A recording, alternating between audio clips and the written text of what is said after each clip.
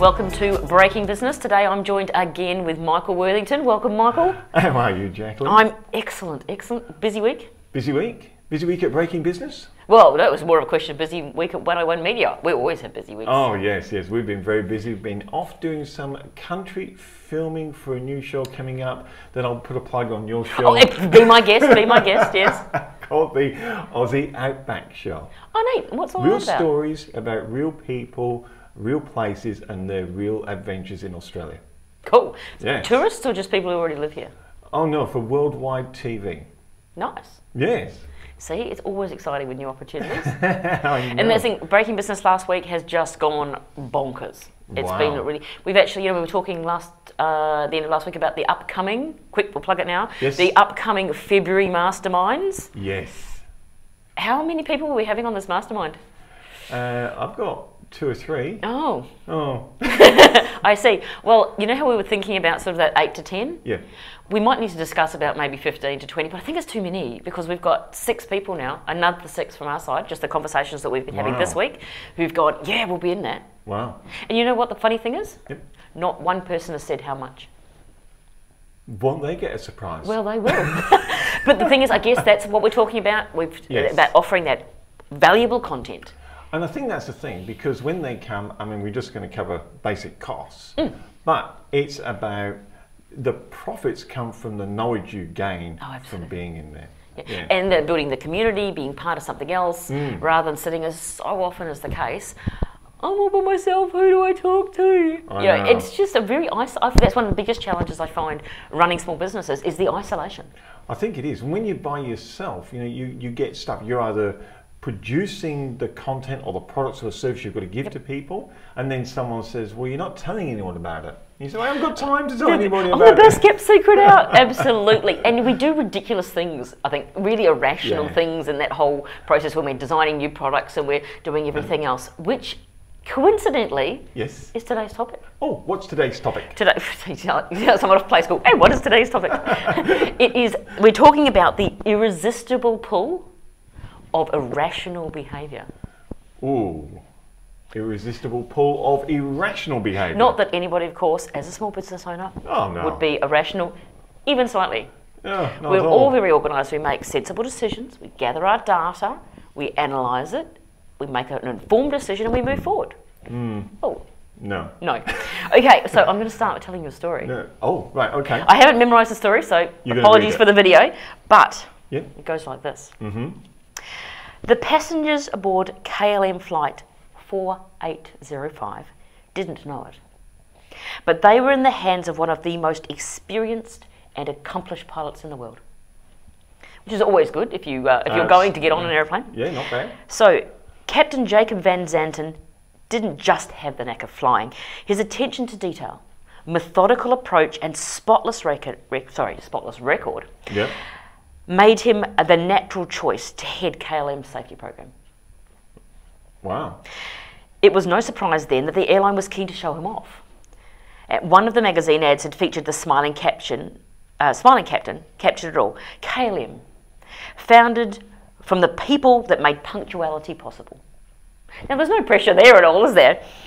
Even seasoned pilots, not exactly the type of individuals prone to swooning, regarded him as something of a celebrity. Now, how often do we as business owners create just a little bit of celebrity around one of our team members or ourselves? Because we sort of need that traction, I think, to stand out from the crowd. We do that whole... And that's what this is all about, of course. Especially in business, we know it's just as much about the personal brand. Absolutely. Yeah. You do business with someone you know, like, and trust. How many times have we heard that? Yeah. We need to get to know people, and then you go, well, hang on a minute. People buy people before they buy your products and services. Absolutely. So if you're going to jump on an aeroplane, you'd like to hope, that the guys walking through with pilots and they've got that professionalism about them, and they've really got the hang of it, and they're not going to make rash and bonkers decisions. Hopefully not. No. But on the flight deck of 747, en route from Amsterdam to La Palmas, in the Canary Islands, of course, because the Canary Islands is a great place to be, the trip was moving along smoothly and with exact position which had become the captain's hallmark. And of course, the brand of KLM. Yes. which was because so many airlines are so late all of the time. KLM really prided themselves on being on time every time, getting people where they needed to be. Yep. Schedule was pretty straightforward. They were landing in La Paz, refueling, and transporting a whole new set of passengers back home to Holland. So he was on his way home for the night. Yep. But then Van Zieten got an urgent message from air traffic control. Right. A terrorist bomb had exploded in the airport flower shop. It's caused massive chaos on the ground, and the airport is going to be closed till further notice. Not that we've ever had anything weird and wonderful happen in any of our businesses to offset the plans. So the captain knew at all times the most important thing was to remain calm, proceed with caution, and follow the protocols. Yep. He'd performed drills preparing for this kind of situation countless times. He taught drills. He was the front of the health and safety crew and the leading light in KLM's pilots. He just returned from leading a 6-month safety course on how to react to exactly this kind of situation. Fantastic. Brilliant. So you'd like to think he knew what was going on. Following the standard procedure, the captain obeyed orders to land 50 nautical miles from his original destination on the island of Tenerife. Okay. There, at 1:10 p.m, his plane joined several others. Of course, everybody else has been similarly diverted. Yes. Now, you don't need to be a seasoned airline pilot to appreciate that Tenerife is no JFK. Right. Tiny airport, single runway, not designed to support jumbo jets. Right. So immediately you think, what have I got from a parking point of view? Where is everything happening? How are we going to do? How long is the runway? How experienced are our air traffic controllers? Do they know how Yes. how are we going to handle this? So you've got all these factors on the outside, which of course, What you have in business? what you have in business. Yep. Now, with his plane safely parked at the end of the runway, exactly where it should have been, the captain checked his watch. Seeing the time, he was struck with a worrisome thought. There's a mandated rest period as part of all airline protocol. Yeah. The Dutch government had recently instigated complicated rules that every pilot had to adhere to. After getting in touch with HQ and performing some very quick calculations, Yeah. Van Zieten figured that last time he could take off would be 6:30 p.m. Right. Otherwise, of course, his pilot, him as the pilot, his crew, his everything else would be outside their safety window and wouldn't be able to operate. It was a crime which was punishable by internment if they broke this rule. That's how strict they were. So that was the implication.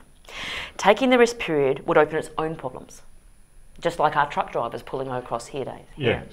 By taking the rest period, they would have to get a replacement crew. Now, you could not, because of the situation, fly the replacement crew into Tenerife. One, there was no way to put them. Secondly, it wasn't on their normal plane run. And thirdly, where were they going to come from anyway? Yeah. So what that meant is that hundreds of passengers were going to be stranded overnight. And on that point, why don't we take a break and we'll come back. And the suspense. We're taking a home and away moment. Yeah.